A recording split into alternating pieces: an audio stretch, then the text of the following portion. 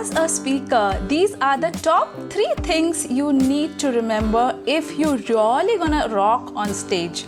Number 1, your audience.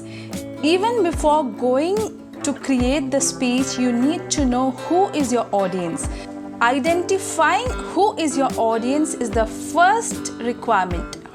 Connect with your audience, engage your audience as much as possible, create activities that engage your audience. Number 2 is aura.